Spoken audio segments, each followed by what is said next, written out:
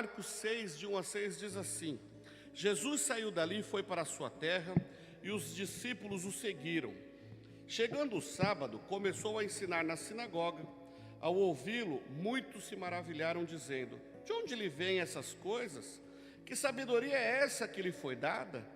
Como se fazem tais milagres por suas mãos? Este não é o carpinteiro, filho de Maria, irmão de Tiago, de José, de Judas e de Simão? E suas irmãs não estão aqui entre nós? E escandalizavam-se por causa dele. Então Jesus lhes disse: somente em sua terra, entre os parentes, em sua própria casa, é que um profeta não é honrado. E não pôde realizar nenhum milagre ali, a não ser curar alguns poucos doentes, impondo-lhes as mãos. E admirou-se da incredulidade deles. Em seguida, Jesus percorreu todos os povos da redondeza, ensinando a palavra de Deus. Você consegue imaginar, dá para imaginar, você que está aí do outro lado da telinha me ouvindo aí, você consegue imaginar Jesus sendo impedido de realizar alguma coisa? É estranho a gente ler isso, né? Jesus, ele foi impedido de realizar um milagre. Pois é. Então nós acabamos de ler este relato, né, que existe uma situação em que muitas vezes nos encontramos e que nos impede muitas vezes de vivermos e de vermos coisas sobrenaturais acontecerem na nossa vida.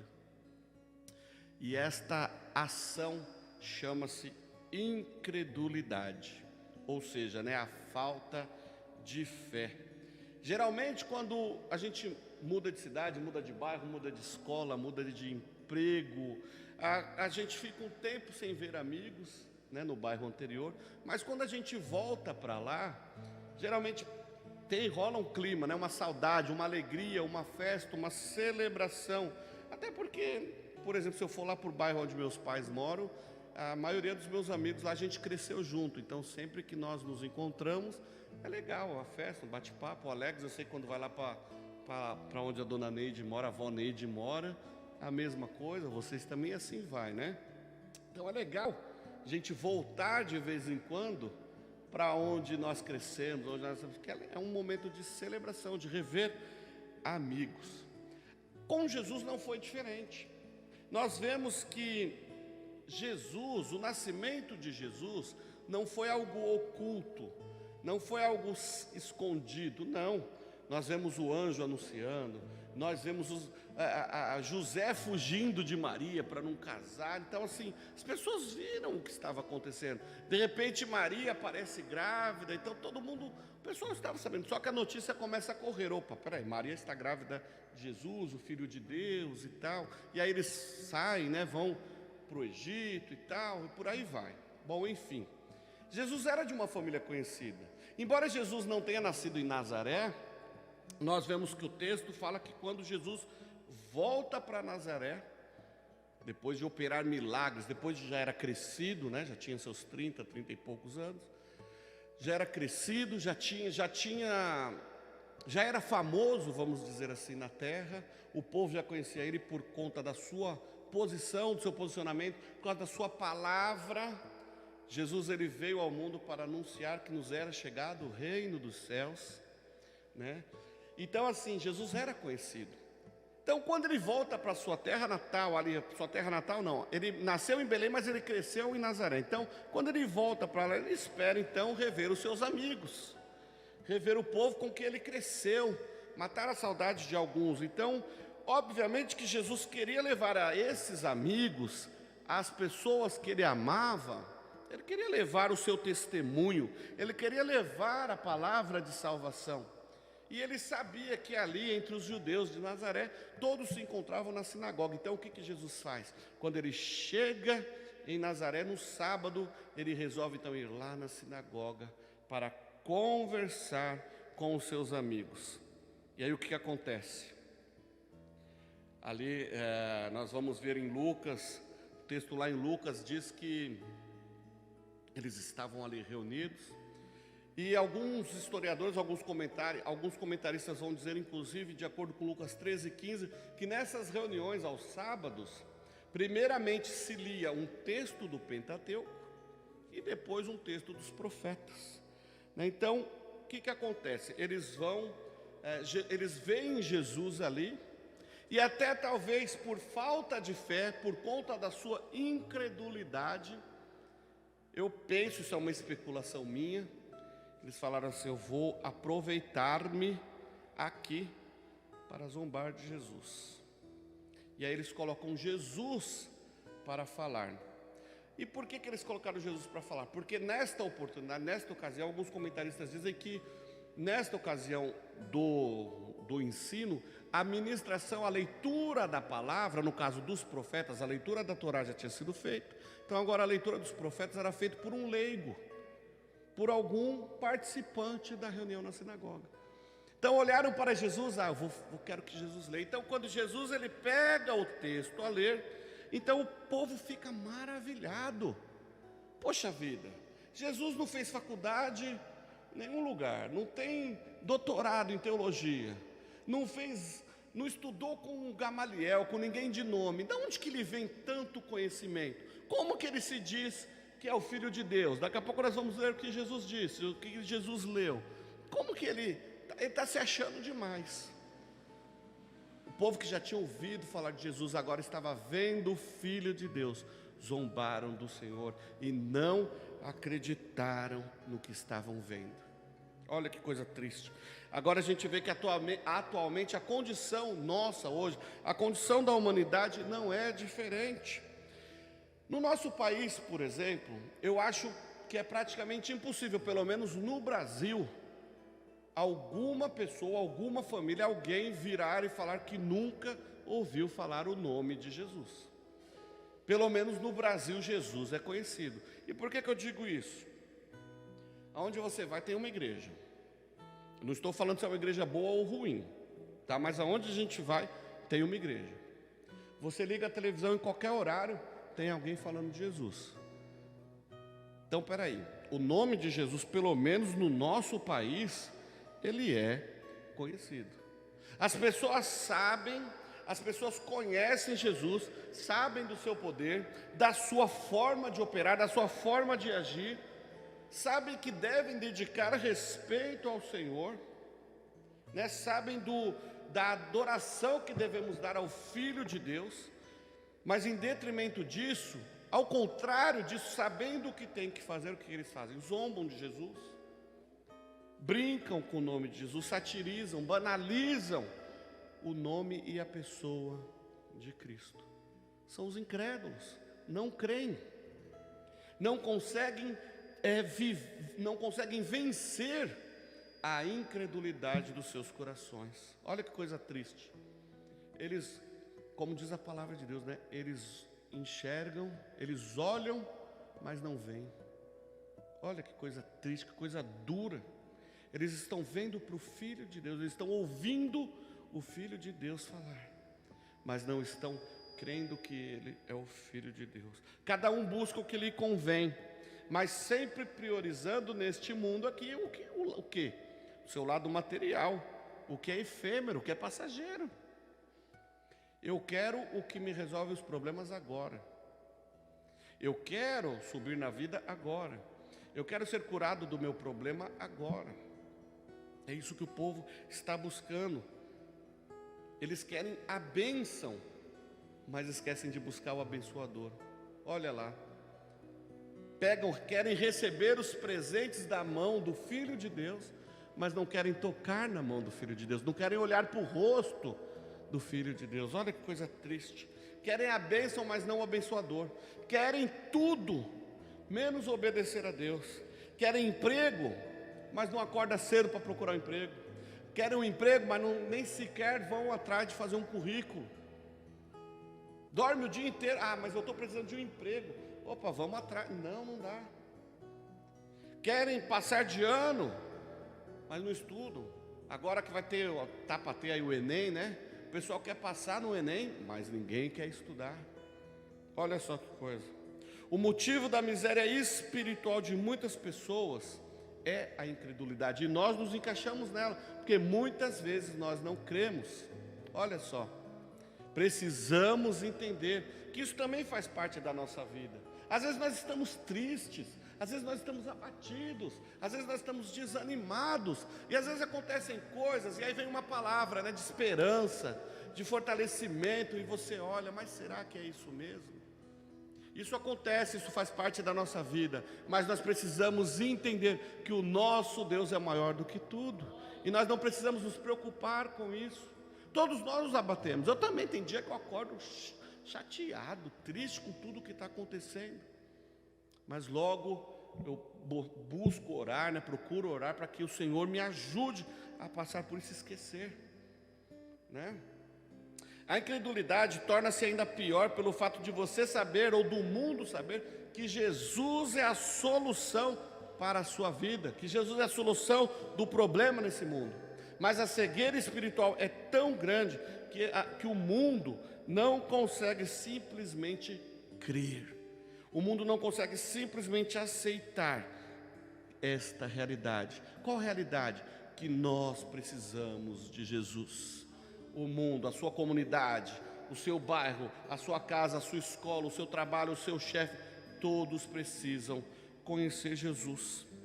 E muitas vezes nós anunciamos, nós mostramos, nós levamos o Evangelho de Cristo e muitas vezes zombam da gente, não é isso? Mas o que Jesus fala? Nós falamos isso aqui alguns dias atrás. Quando zombarem de vocês, não é de vocês que estão zombando de mim. Quando o mundo te odiar, na verdade não estão te odiando, estão odiando a Cristo. Quando o mundo não crer na sua mensagem, que é a mensagem do Evangelho, o mundo está deixando de crer em Cristo, está exercendo a sua incredulidade, e por isso tem pago um alto preço de destruição, de miséria, de calamidade.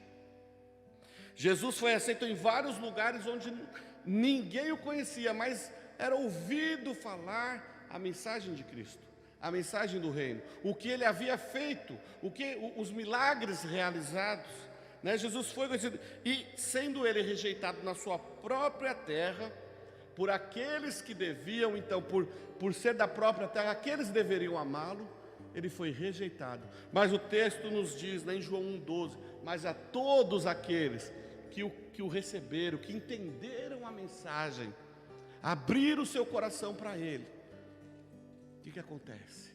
Jesus deu-lhes autoridade, autonomia, prescrição, a prerrogativa de se tornarem filhos de Deus. Por quê? Porque creram no nome do Senhor Jesus. Jesus partiu dali rumo a Cafarnaum, onde ali opera grandes milagres, ressuscita mortos, paralíticos andam, cegos voltam a enxergar, e por aí vai, tantas coisas Jesus fez.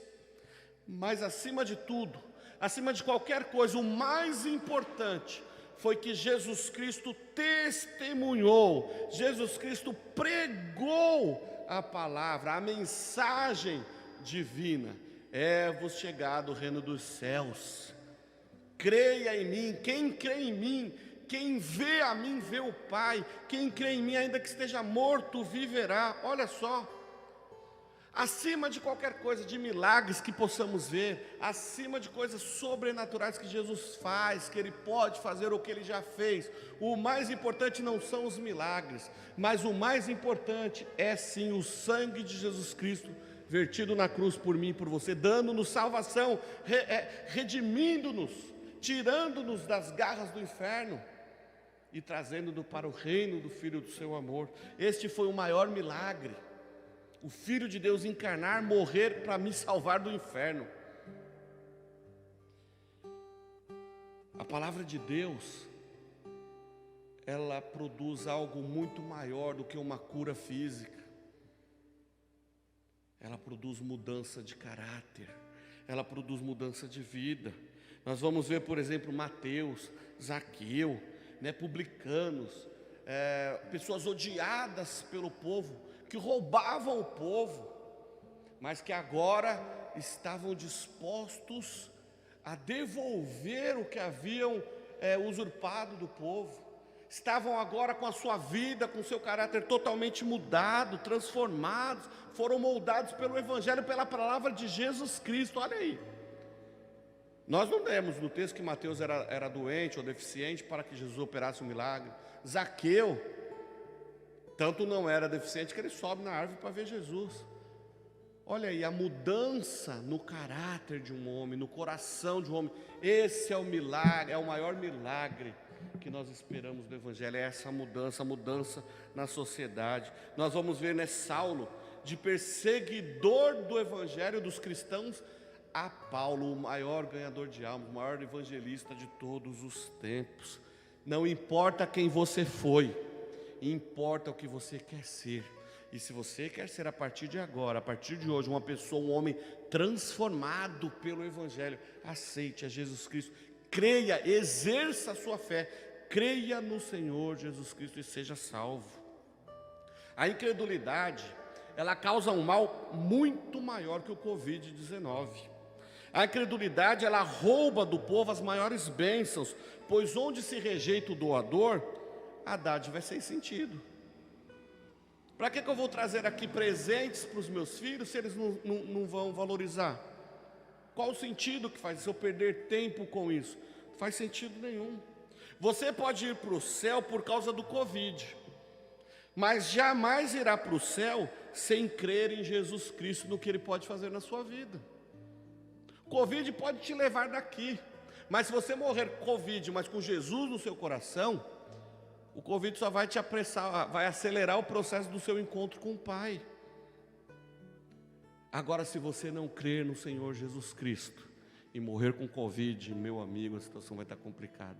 Aliás, se você morrer por qualquer coisa, mas sem a condição de ter Cristo no seu coração, aí a situação está complicada. Por isso, deixe a incredulidade de lado. Olha só que desafio, né? Como é um grande desafio para as nossas vidas essa questão da incredulidade. Porque crer em Jesus hoje, nós não temos Jesus aqui fisicamente como os apóstolos, como lá no tempo da igreja primitiva. Mas nós sabemos que o Espírito Santo do Senhor está neste lugar, e nós cremos nisso. E o que é a fé? O que Hebreus 11 diz? A fé é o firme fundamento das coisas que se esperam e a prova das coisas que não se vê. Então, eu não vejo, mas eu tenho que crer. Crer em Jesus, crer no Filho de Deus, é crer no sobrenatural. Mas eu sei, assim como o ar está nesta sala, assim como o ar está neste lugar aqui, mas nós não enxergamos, nós não vemos, eu sei que o ar está aqui. Da mesma forma, eu creio que o Espírito Santo está aqui nesta noite, Ele está aí nesta noite agindo na sua vida. Basta você crer para ter uma mudança na sua vida, uma mudança no seu caráter. A incredulidade, ela é pecado. Às vezes a gente acha que roubar, prostituir, matar que é pecado, mas incredulidade também é pecado. E você está tendo uma oportunidade neste momento, uma oportunidade muito especial de não ignorar o que Deus pode fazer na sua vida. Apenas creia, creia no Senhor. Ah, mas eu não sei como crer. Dobre o seu joelho, ore, peça ao Senhor: Senhor, dá-me fé, Senhor, me ajude a crer. Faça isso, peça ao Senhor. Na maioria das vezes, Jesus operou maravilhas em resposta e cooperação da fé. Se você espera algo do Senhor, tenha fé. Se você espera algo do Senhor, exerça a sua fé. Busque em oração. Insista com o Senhor em oração. Insista com o Senhor em jejum. Busque. Ah, mas eu estou há tanto tempo orando por uma situação aí e não tenho resposta. O nosso Deus não vê como nós vemos. Ele sabe o que nós precisamos. Ele conhece os nossos desejos, os nossos pedidos e as nossas necessidades. E às vezes o silêncio dele não quer dizer que ele não está nos respondendo. Pelo contrário. O silêncio do Senhor já é uma resposta. E o não do Senhor é bênção na nossa vida. Tudo que vem do Senhor é bênção, mas nós precisamos crer. O texto diz que ali, devido àquela tanta incredulidade naquela cidade. Jesus não pôde operar alguns milagres. Aliás, ele operou alguns poucos milagres, mas ele poderia ter feito muito mais. Isso não quer dizer que o poder do Senhor foi limitado, pois nada, isso é fato, nada nem ninguém pode limitar o poder de Jesus Cristo. Mas implica que Jesus não estava disposto a fazer milagres onde ele era rejeitado. Jesus estava sendo zombado, Jesus estava sendo rejeitado. Não há o porquê. É como diz o texto lá, é jogar pérolas aos porcos. Se você quer buscar algo do Senhor, exerça a sua fé e creia no Senhor. É interessante que, da mesma forma, né, como o salmista fala no Salmo 51, né, um coração contrito e quebrantado atrai os olhos do Senhor, a incredulidade também atrai.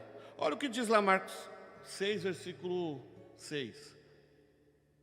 Jesus admirou-se da incredulidade deles. Meus amigos, meus irmãos, meus ouvintes aí do outro lado da telinha, tem noção? Não era algo simples. Para Jesus, o próprio Cristo, se admirar de algo, era porque era muito, era gritante a incredulidade deles. A semana passada, nós falamos do desafio do preconceito, né, da mulher do fluxo de sangue, lembra? Jesus se admirou da fé daquela mulher. Jesus se admirou da ousadia, da coragem que ela teve em enfrentar, mesmo ela sendo rejeitada pela sociedade, ela foi lá e encarou os seus desafios e tocou em Jesus. Ela exerceu a fé porque ela cria, se tão somente eu tocar no manto dele eu serei curado. E ela foi lá, se esforçou e buscou a sua bênção. Agora Jesus olha para ela admirado, né? Poxa vida, alguma coisa aconteceu aqui porque de mim saiu o poder. Quando Jesus olha para ela, o que ele fala? Vai em paz, a tua fé te salvou. Olha que coisa linda. Agora Jesus está olhando uma situação contrária. A falta de fé. Jesus olha, meu Deus, ele deve ter falado assim, meu eu, quanta falta de fé. Como deve ter isso entristecido Jesus. Como nós entristecemos o Senhor Jesus, como nós entristecemos o Espírito Santo quando nós agimos assim. Quando muitas vezes o Senhor está agindo, trabalhando na nossa vida e falta-nos fé. Muitas vezes nos desanimamos por tão pouco. Muitas vezes somos incrédulos por tão pouco. Irmãos, vamos nos apegar à palavra de Deus. Vamos nos apegar ao que o Senhor está nos falando no dia de hoje. Amanhã é um outro dia, um novo dia. Na hora que você acordar, busque a presença do Senhor. Busque na sua palavra aquilo que Ele quer te trazer para amanhã. Irmãos, não desistam.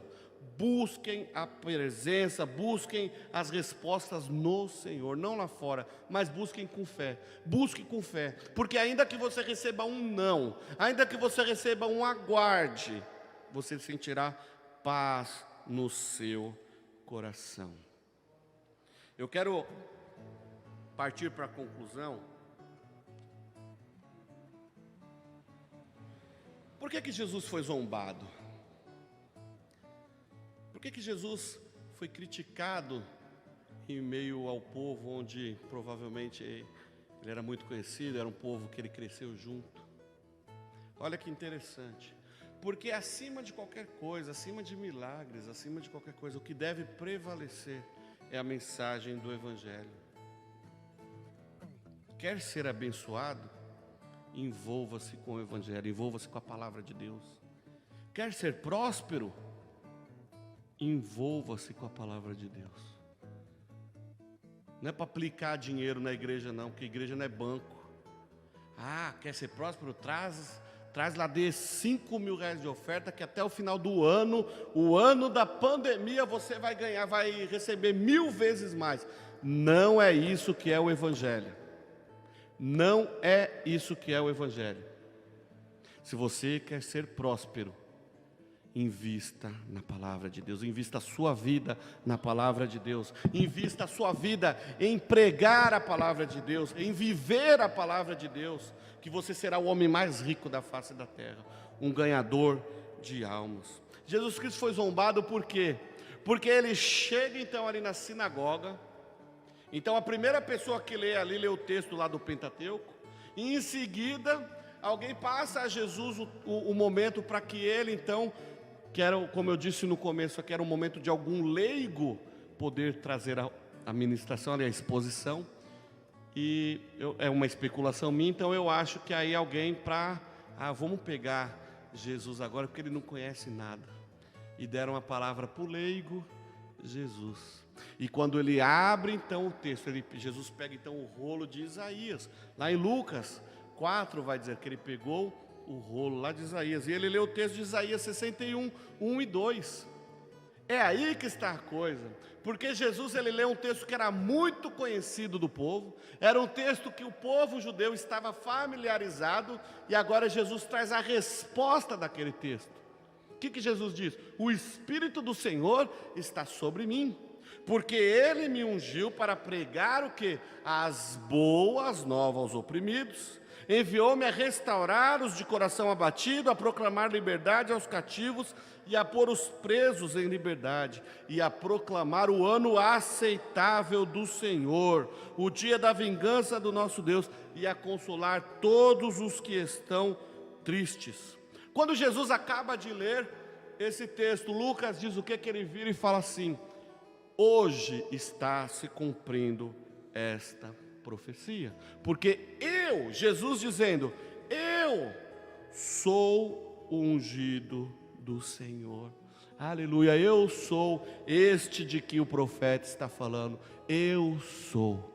O povo se choca, porque ele começa a explanar, ele começa a falar com sabedoria, ele começa a falar com conhecimento, ele começa a falar como o próprio Deus, ele começa a falar como Filho de Deus, e isto chocou todos que ali achavam que era apenas mais um que estava ali.